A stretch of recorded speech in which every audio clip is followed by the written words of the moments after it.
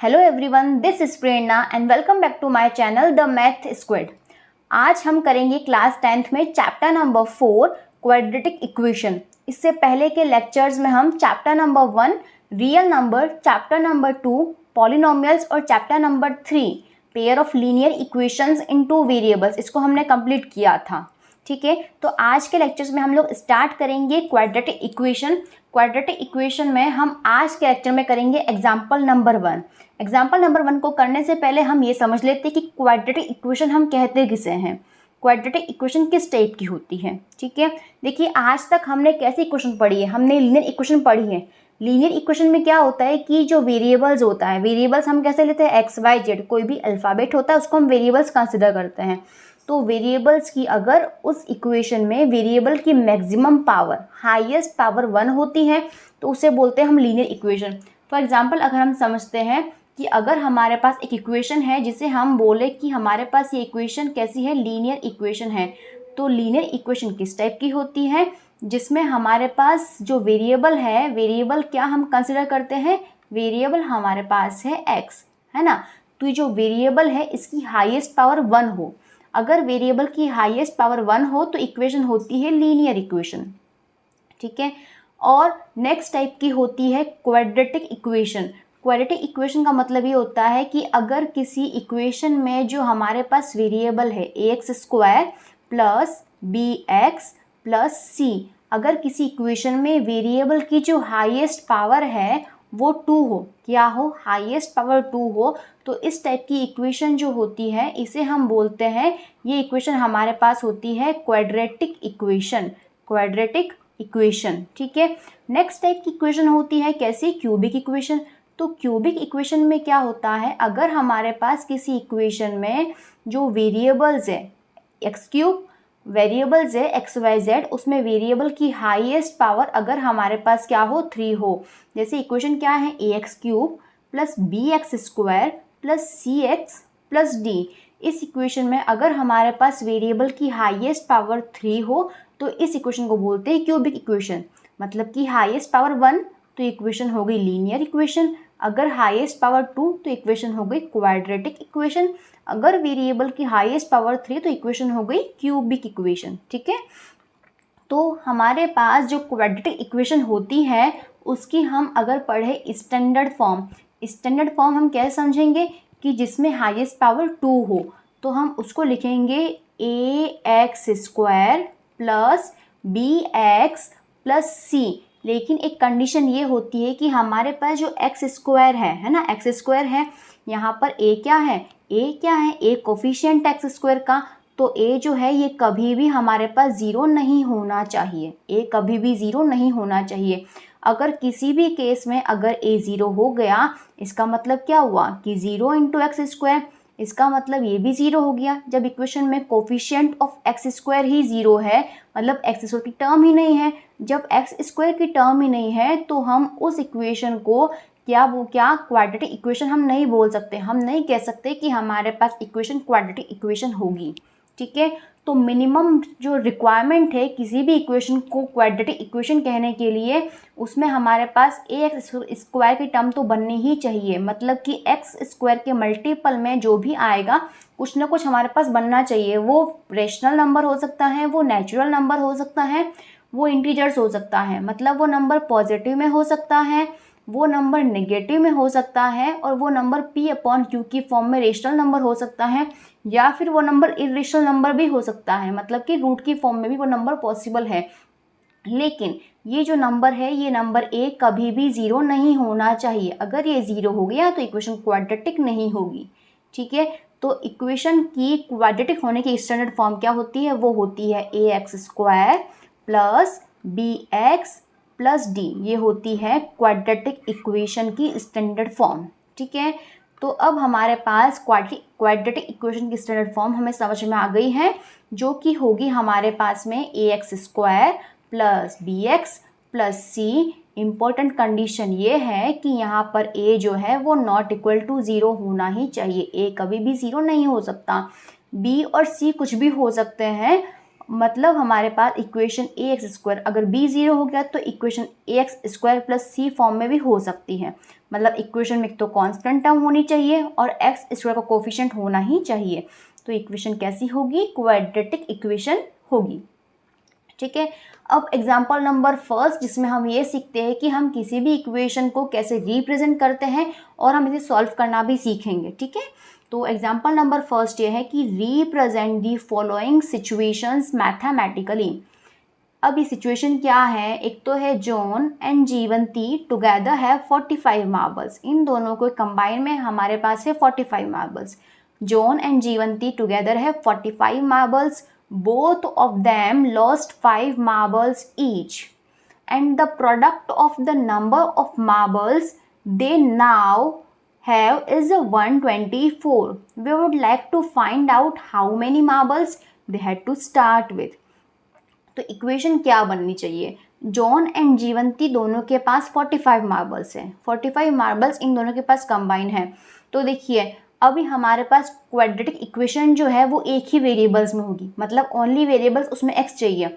अगर हम जॉन के पास x माने और जीवंती के पास y माने तब तो हम x plus Y equals to 45 इसको लिख सकते हैं। मतलब कि जॉन के पास x मार्बल है, जीवंती के पास y मार्बल्स है, तो इन दोनों का जो सम हो गया वो 45 हो गया। ये तो हो गई इक्वेशन किस फॉर्म में? अगर हमें लीनियर इक्वेशन को रिप्रेजेंट करना है टू वेरिएबल्स में, लेकिन हमारे पास है क्वाड्रेटिक इक्वेशन, इसमें हमें रिप्रेजेंट करना है। तो इस केस में हम क्या कर सकते हैं कि हमारे पास वेरिएबल एक ही होना चाहिए, है ना। तो अगर जॉन के पास में 45 मार्बल्स हैं, अगर जॉन और जीवंती के पास में दोनों के पास कितने मार्बल्स है? 45 मार्बल्स है। क्या बोला है कि जॉन के पास जो भी मार्बल्स हैं और जीवंती के पास जितने भी मार्बल्स हैं, नंबर ऑफ मार्बल्स जॉन और प्लस जीवंती इन दोनों के पास मार्बल्स कितने हैं? 45 है। ठीक है, अब क्या बोला है नेक्स्ट लाइन में कि both of them lost 5 marbles, मतलब कि जॉन और जीवंती दोनों के पास जितने भी मार्बल्स थे, अगर इसके पास मार्बल्स जितने भी थे इसमें से 5 मार्बल्स इसके पास से माइनस हो गए और 5 मार्बल्स जीवंती के पास से माइनस हो गए, है ना। अब नेक्स्ट हमें क्या बोला है कि जब मार्बल्स माइनस हो गए तो अब इन दोनों के पास मार्बल्स का जो प्रोडक्ट रहा है, मतलब मल्टीप्लिकेशन, वो रहा है 124 मल्टीप्लिकेशन है। ठीक है, तो देखो कैसे सॉल्व करेंगे इसको। ये तो हो गए जॉन के मार्बल्स, ये जीवंती के मार्बल्स। अब इक्वेशन हमें ऐसे रिप्रेजेंट हम नहीं कर सकते हैं, हमें क्या करना पड़ेगा इसके लिए? देखिए, दोनों के पास सम ऑफ मार्बल्स कितना है? 45 है। दोनों के पास सम ऑफ मार्बल्स कितना है? 45 है। तो हम लिखते हैं let the John have x marbles. Let the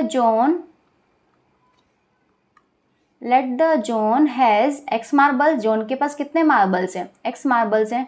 जब जॉन के पास x मार्बल है और जॉन के पास और जीवंती के पास दोनों के पास कंबाइंड 45 मार्बल्स है, तो जो जीवंती है तो जीवंती के पास कितने मार्बल्स हो जाएंगे? जीवंती है 45 माइनस x मार्बल हो जाएंगे, क्योंकि अब देखिए x में से जॉन के पास मार्बल और 45 माइनस x जीवंती के पास मार्बल, इनको सॉल्व करेंगे तो हमारे पास 45 ही तो आएगा। ठीक है, तो इस तरीके से जॉन के पास अगर x मार्बल है तो जीवंती के पास कितने मार्बल्स हो जाएंगे?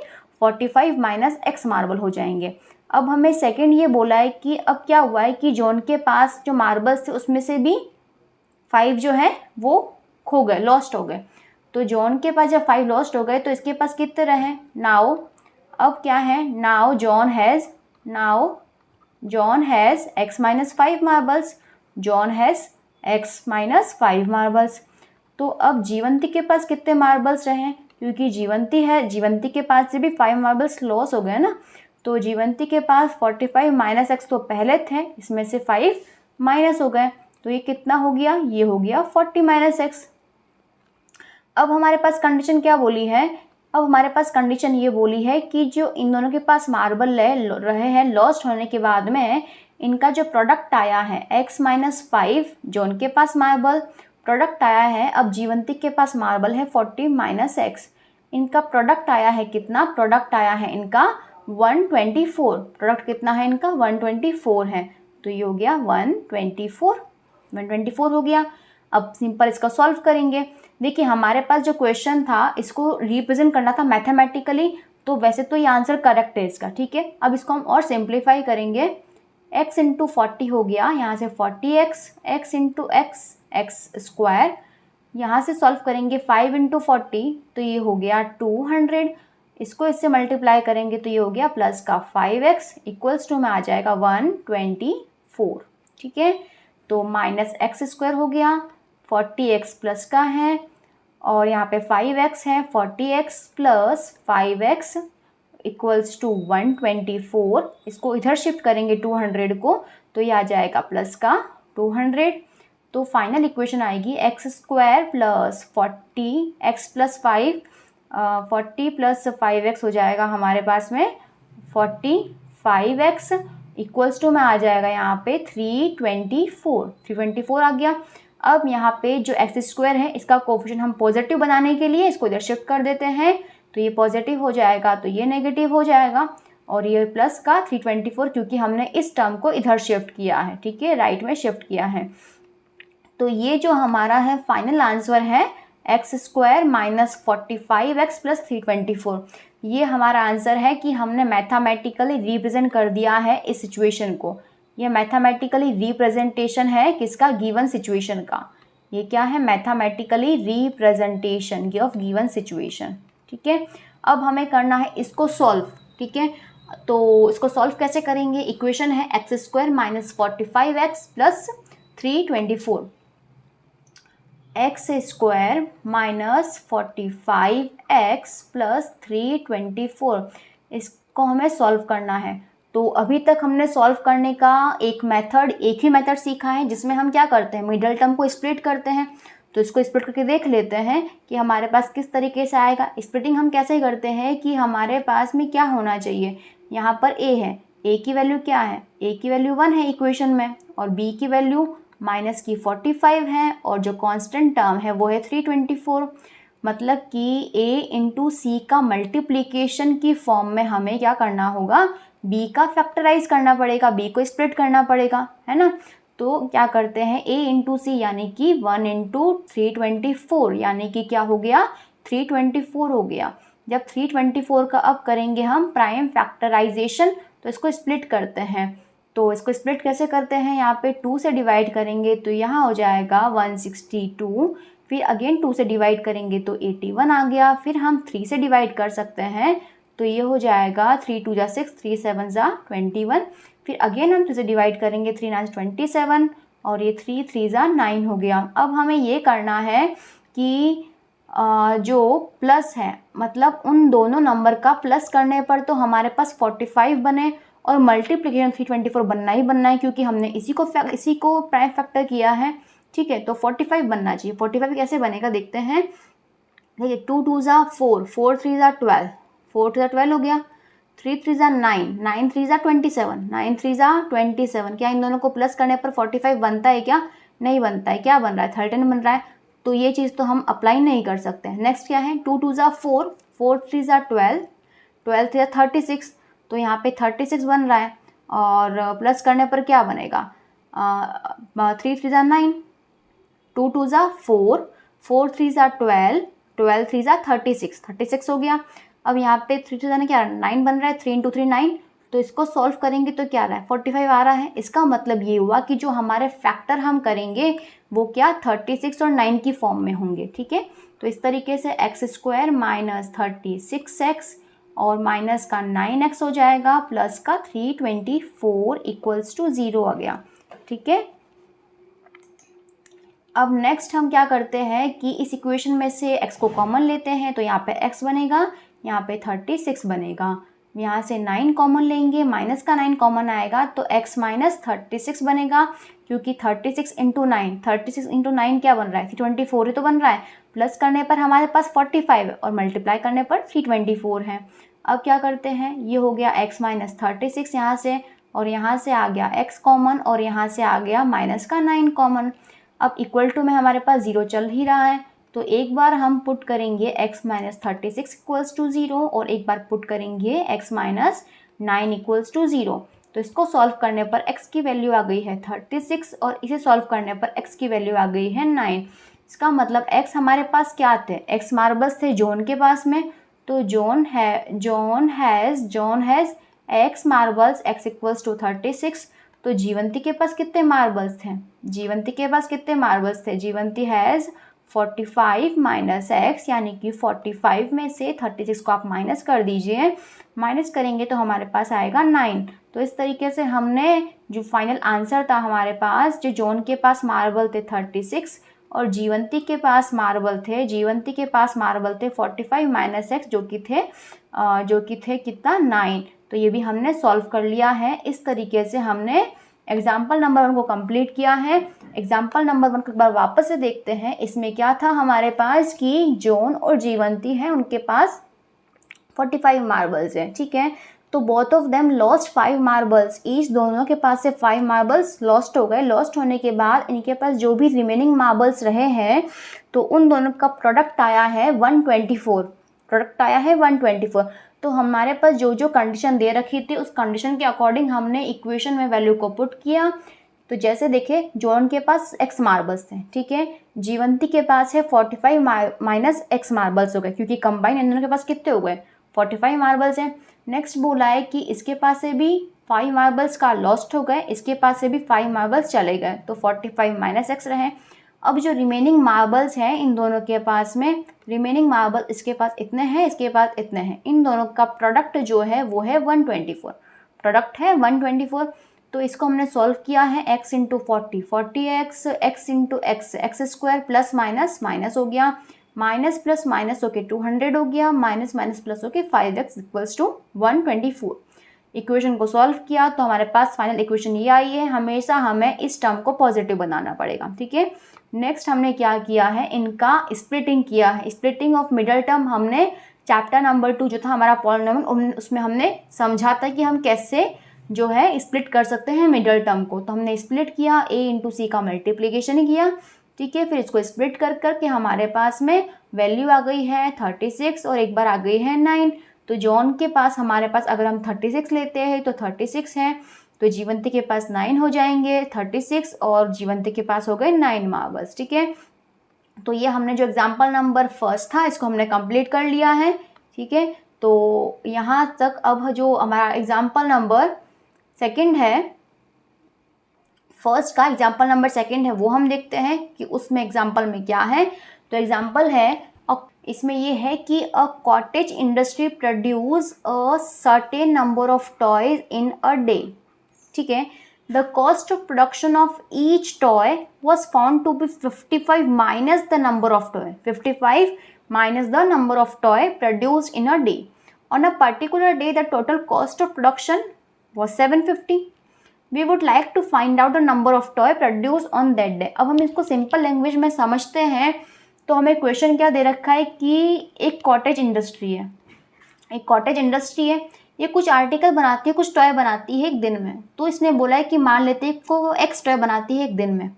अब हमें एक्स टॉय बनाती है तो इस एक्स टॉय में से कोई भी एक टॉय निकाला है, उस एक टॉय की हमें क्या गिवन है, कॉस्ट गिवन है, और उस एक टॉय की कॉस्ट गिवन है। वो कॉस्ट कितनी है, वो कॉस्ट है 55 minus the number of toy.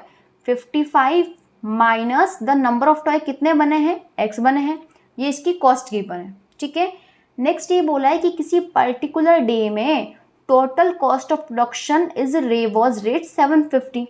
अब जिस दिन एक पर्टिकुलर डे हमने कंसिडर किया है उस डे में जो टोटल कॉस्ट आई है, क्या चीज़, टोटल कॉस्ट आई है 750। अब टोटल कॉस्ट हम कैलकुलेट कैसे करेंगे, अब हम क्या निकाल सकते हैं, अगर हमारे पास मान लेते हैं कि नंबर ऑफ टॉय कितने हैं, x नंबर ऑफ टॉय है, नंबर ऑफ टॉय मल्टीप्लाई करते हैं अगर हम किससे, कॉस्ट ऑफ 1 टॉय से, तो हमारे पास टोटल कॉस्ट आ जाएगी ना। टोटल कॉस्ट तो हमें यही कैलकुलेट करना है, ठीक है। तो वापस देखते हैं क्वेश्चन में हमें किस तरीके से सॉल्व करना पड़ेगा। कि देखिए, a cottage industry produce a certain number of toy, हम मान लेते हैं कि let the cottage industry produces x number of toy produce करती है, ठीक है, प्रोड्यूस कर रही है x number of toy. Next ये बोला है कि cost of each toy according to the question क्या लिख सकते हैं हम, कॉस्ट ऑफ ईच टॉय, ये कैलकुलेट कर सकते हैं। तो यहाँ लिखेंगे कॉस्ट ऑफ ईच टॉय, ये क्या आएगी 55 minus the number of toy, तो 55 minus the number of toy. Next line में ये बोला है कि एक दिन में total cost of production I है 750। तो वापस से क्वेश्चन के अकॉर्डिंग क्या बोला है, on a particular day, particular एक दिन में अगर कैलकुलेट किया है तो क्या आया है हमारे पास, on a particular day total cost of production on a particular day total cost of production ये कितने आई है, ये आई है कितनी हमारे पास में 750 आई है। तो जो 750 आई है वो टोटल कॉस्ट आई है ना। तो अगर x टॉय प्रोड्यूस हो रहे हैं उसमें से किसी भी एक टॉय की cost 55 minus the number of toy है, तो हम सॉल्यूशन कर सकते हैं इस इक्वेशन का।